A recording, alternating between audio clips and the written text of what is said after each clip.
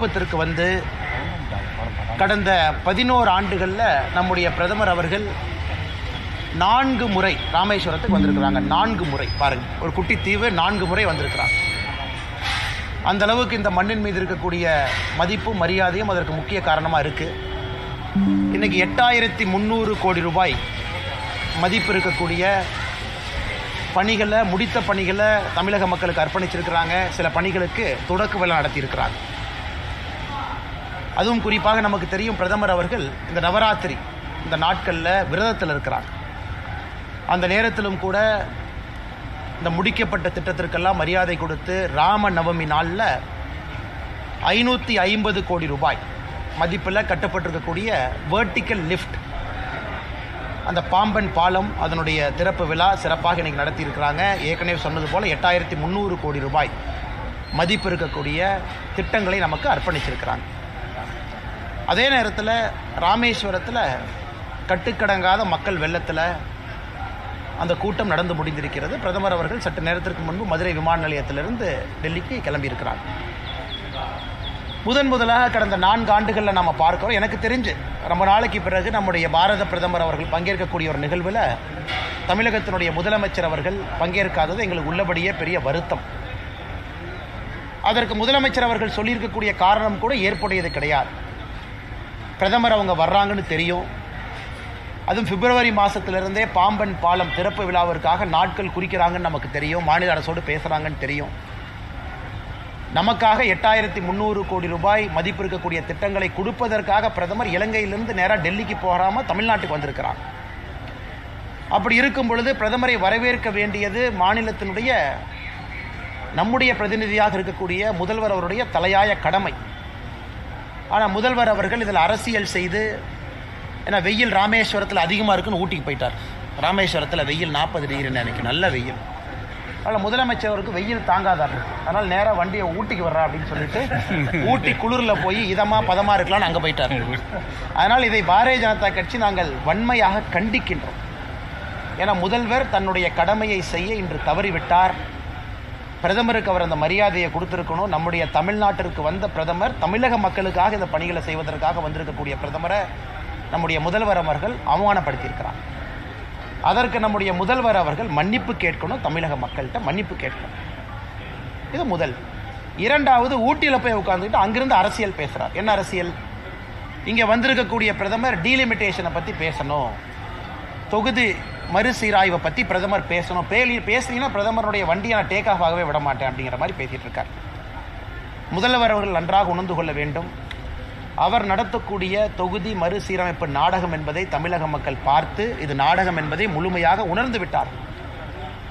தொகுதி மறுசீரமைப்பு எப்போ வருமோ, எப்போ சொல்ல போகிறாங்களோ அன்னைக்கு தெரியும். தொடர்ந்து பாரதிய ஜனதா கட்சி நாம் என்ன சொல்கிறோமோ அதே போல் ப்ரோரேட்டா பேசிஸில் இருக்கும். யாருக்கும் இன்னைக்கு இந்தியாவில் இருக்கக்கூடிய எந்த மாநிலத்திற்கும் ஏற்றம் இருக்காது, இறக்கம் இருக்காது. அதே ப்ரொபோர்ஷனேட் ரெப்ரசன்டேஷனில் இருப்பாங்க. ஆனால் இதை ஒரு காரணமாக, இதை ஒரு சாக்காக வைத்து ஊட்டியில் போய் முதல்வர் அவர்கள் ஒளிந்திருக்க வேண்டிய அவசியம் இல்லை. அதை பத்திரிகை நண்பர்கள் நீங்கள் பார்க்கணும். பிரதமர் அவர்கள் பேசும்பொழுது 2-3 முக்கியமான விஷயங்களையும் பேசிட்டு போயிருக்கிறாங்க. ஒன்று, நீங்கள்லாம் தாய் தமிழை பற்றி பேசுகிறீங்க, ஆனால் இங்கே மக்களுடைய வரிப்பணத்தில் இருக்கக்கூடிய அரசியல்வாதிகள் எனக்கு அனுப்பக்கூடிய கடிதத்தில் கையெழுத்தே ஆங்கிலத்தில் தான் போடுறீங்க. அப்படின்னா தமிழ் வளர்ச்சியை பற்றி நீங்கள் பேசுகிறீங்க. இங்கே இருக்கக்கூடிய மருத்துவ படிப்புகள் எல்லாம் நீங்கள் ஏன் தமிழில் கொடுக்க மாட்டேறீங்க? ரயில்வேவை மட்டும் எடுத்துக்கிட்டீங்கன்னா, இன்றைக்கி ரயில்வே விழாவாக இருந்த காரணத்தினால ரயில்வேவை பற்றி மட்டும் பேசினாங்க. 7 மடங்கு அதிகமாக நிதி கொடுத்துருக்கோம். யூபிஏனுடைய 10 ஆண்டுகளுக்கும் என்டிஏனுடைய 10 ஆண்டுகள் நேராக கம்பேர் பண்ணிங்கன்னா 7 மடங்கு கொடுத்துருக்கோம். அப்படி இருந்து தமிழகத்தில் சில அரசியல்வாதிகள் முழு நேரமாக அழுவதை மட்டுமே வேலையாக வச்சிருக்கிறாங்க. இதையெல்லாம் பிரதமர் அவர்கள் இன்று சுட்டி காட்டி பேசியிருக்கிறாங்க. அதனால் முதல்வர் அவர்கள் தன்னை திருத்திக் கொள்ள வேண்டும். மாநிலத்தினுடைய நலன அக்கறை இருந்தால் முதல்வர் அவர்கள் இன்று வந்திருக்கணும், வரல. அதனால் அடுத்த முறை அந்த தவறு செய்யாமல் தமிழகத்தினுடைய நலனுக்கு முதல்வர் அவர்களும் துணை இருக்க வேண்டும் என்கின்ற வேண்டுகோளை வைக்கிறோம். இதை தாண்டி உங்களுக்கு கேள்வி இருக்கும், கேளுங்கன்னா பதில் சொல்கிறோம்.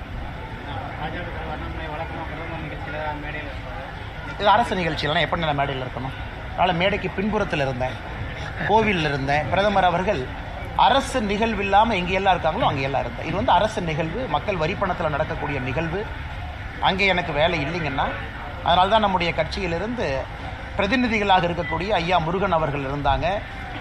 அந்த பகுதியினுடைய சட்டமன்ற உறுப்பினர், நம்முடைய சட்டமன்ற குழு தலைவராக இருக்கக்கூடிய நயினார் நாகேந்திரன் இருந்தாங்க. ஏன்னா அரசு விழா அது, அந்த அரசு விழாவில் நாம் பங்கேற்பது தவறாக இருக்கும்.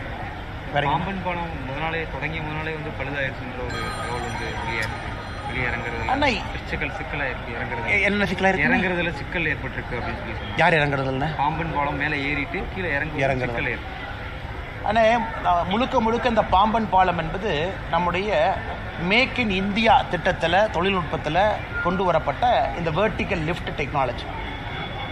ஐஐடி சென்னை, பல ஐஐடிகள் வந்து இதை கொடுத்துருக்குறாங்க. ரயில்வே நிகம் பிரைவேட் லிமிடெட் அவங்க இதில் வந்து பல முக்கிய வேலைகளை செஞ்சுருக்கிறாங்க. இது வந்து ஏஷியாலேயே இந்த வெர்டிக்கல் லிஃப்ட் நேரடியாக பாலம் மேலே ஏறி இறங்குறது எங்கேயுமே இல்லை, நம்ம இடத்துல இருக்குது. அதனால் எனக்கு சரியாக தெரியல அது பத்திரிகை நண்பர்கள் அங்கேருந்து என்ன சொன்னாங்கன்னு. பிரதமர் அவர்கள் இன்னைக்கு திறந்து வச்சாங்க, முதல் ட்ரெயின் போச்சு, அதன் பிறகு கூட ட்ரெயின் போய்கிட்டு தான் இருந்தது. அதனால் அது இந்த நேரத்தில் பெரிதுபடுத்த வேண்டிய அவசியம் இல்லை. ஏன்னா முதல் நாள் என்பதால் உண்மையாலுமே அது நடந்ததா, இல்லை பத்திரிகை நண்பர்களுடைய யூகமா, இல்லை ரயில்வே அதை பற்றி எதுவுமே பேசாத பொழுது நான் அதை பற்றி கருத்து சொன்னால் அது தவறாக போயிருந்தேன். வருகிற 10ஆம் தேதி அமித்ஷா தமிழ்நாட்டுக்கு வரதா எனக்கு தெரியாதுங்க தலைவா, இதுவரைக்கும் தெரியாது.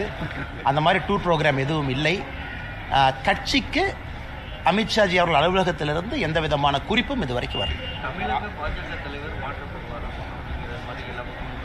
அதான் அன்றைக்கே பதில் சொல்லிட்டேங்கண்ணா. 2-3 பத்திரிகை சந்திப்பில் மிக தெளிவாக அதை பற்றி பேசியிருக்கிறாங்கண்ணா. வேறங்கண்ணா? அதிமுக தலைவர்கள் அடுத்தடுத்து பாஜக மூத்த தலைவர்களை சந்தித்து வராங்க. இது அரசியல் நகர்வுகள் எப்படி சார் பார்க்குறீங்க? அண்ணே, நான் யாரையும் சந்திக்கலை, நான் யாரையும் பார்க்காதப்ப நான் பேசினா தப்பாக போயிருமில்லண்ணே. நான் உங்களை தான் பார்க்குறேன், இன்றைக்கி பிரதமரை தான் பார்த்தேன்னா. இன்றைக்கி ஃபுல்லாமே காலையிலேருந்து தொண்டர்களோடு தான் இருக்கிறோம். அதனால் நான் யாரையும் சந்திக்காத பொழுது, யாரும் என்னை சந்திக்காத பொழுது, இன்னொருத்தர் சந்திச்சாங்களா சந்திக்கலன்னு தெரியாதப்ப அதை பற்றி நான் கருத்து சொன்னால் அது தவறாக போயிருங்கண்ணா. அதனால் சந்தித்தவங்கன்னு சொல்கிறவங்ககிட்ட கேட்கணும், இவங்க தான் நைட்டு போய் பார்த்தாங்கன்னு சொல்கிறவங்ககிட்ட கேட்கணும். ரெண்டுலையுமே இல்லாத அண்ணாமலையை கேட்டால் நான் என்ன சொல்லுவாங்கண்ணா? நான் இந்த விஷயத்தில் அப்பாவின்னு தான் உங்கள்கிட்ட சொல்லுவாங்கண்ணா.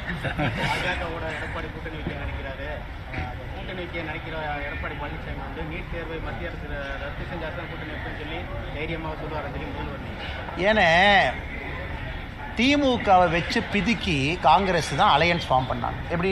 இன்கம் டேக்ஸ் ரைடு பண்ணி ஃபஸ்ட்டு ஃப்ளோரில், கிரவுண்ட் ஃப்ளோரில் காலை வச்சு மிதித்து சீட்டு வாங்கினாங்க. அந்த மாதிரியா நடக்குது? அந்த மாதிரியா நடக்குது? கிடையாது. அதே போல் இந்திரா காந்தி அம்மையாரை பற்றி கலைஞர் கருணாநிதி ஐயா பேசிய பேச்சுக்கெல்லாம் தொகுத்து பார்ப்போம். இந்திரா காந்தி அம்மையார் அவர்களை பற்றி எவ்வளோ மோசமாக பேசினாங்க. நேருவின் மகளை இந்திராவே வான்னு சொன்னாங்க. இன்னைக்கு இவர்கள் மற்ற கட்சிக்கு கூட்டணியை பற்றி பாடம் எடுப்பது வியப்பாக இருக்கிறது. எல்லோரும் மக்கள்கிட்ட கேட்கறது, நீட்டு ரகசியம் இருக்குன்னு ஆட்சிக்கு வந்தீங்களே, என்ன ரகசியம்? 4 வருஷம் கழிச்சு என்ன ரகசியம்? அந்த ரகசியம் கிடையாது. மாண்புமிகு ஜனாதிபதி கிட்ட அனுப்பின நீட்டு பில்லு ரிஜெக்ட் ஆகி திரும்ப வந்திருக்கு, அசம்பிளியினுடைய ரெசல்யூஷன். அதற்கெல்லாம் பதிலளிக்க முடியாத மாண்புமிகு முதலமைச்சர் அவர்கள் உப்பு சப்பு இல்லாத காரணங்கள் எல்லாம் முன்வைத்து மற்ற கட்சிகள் எப்படி கூட்டணி அமைக்க வேண்டும் என்பதை பற்றி பேசுகிறாருன்னா எவ்வளோ வேலை இல்லாமல் நம்முடைய முதலமைச்சர் இருக்காருன்னு பாருங்கள். அடுத்த தலைவர் வந்து அண்ணாமலை தான் அப்படின்னு விபி துரைசாமி சொல்லியிருக்காரு. அப்படியாங்கண்ணா? அவர்கிட்ட தான் கேட்கணுங்கண்ணா. நான் தான் போட்டியில் இல்லைன்னு சொல்லிட்டேன். ஏங்கண்ணா அப்படி எதுக்கு நான் திரும்ப கூப்பிட்றீங்க சொல்லுங்க அண்ணா. நான் யாரையும் பார்க்கலீங்கண்ணே, எனக்கு தெரிஞ்சு எந்த காங்கிரஸ் எங்கேயும் நான் பார்க்கல. எங்கே நான் கருப்புடி ஆர்ப்பாட்டம் பண்ணாங்க? நான் பார்க்கல, சாரிங்க, எனக்கு தெரியாதுங்கண்ணா, தெரியாது. எத்தனை பேர் வந்தாங்கண்ணே? 10 பேரா? சென்னையில் 50 பேர் வருவாங்க. நான் மதுரை வந்து கூட்டம் அதிகமாகிடுச்சா கம்மியாயிடுச்சான்னு கேட்குறேன். சொல்லுங்கண்ணா. மீண்டும் வந்து நீங்களே தலைவர் ஆகணும் அப்படின்னு சொல்லி பல பேர் சொல்கிறாங்க கட்சிக்குள்ளே இருக்கவங்க. அண்ணா, எங்கே இருந்தாலும் என்னுடைய பணியை செய்யத்தானே போகிறேன், உங்களை பார்க்கத்தான் போகிறேன், கருத்துக்களை பேச தான் போகிறேன். என்னுடைய மனநிலையில் எந்த மாற்றமும் இல்லை. எப்படி நான் இன்னைக்கு இருக்கிறேனோ நாளைக்கு அதே மாதிரி தான் இருப்பேன். ஒரு சேரில் உட்காரனால மாற போகிறது இல்லைங்கன்னா, எப்பொழுதும் அதே போல் தான் இருப்பேன். அதனால் பதவி வந்தாலும் மாற மாட்டேன், வராவிட்டாலும் மாற மாட்டேன். அதை பற்றி எப்போ உற்சாகமா அண்ணே? அண்ணே அண்ணே அண்ணா ஒரே நிமிஷம் அண்ணே. தொண்டர்களோடு அண்ணா ஒரு நிமிஷம் அண்ணா, ஒரு நிமிஷம் நான் பேசுறேன்.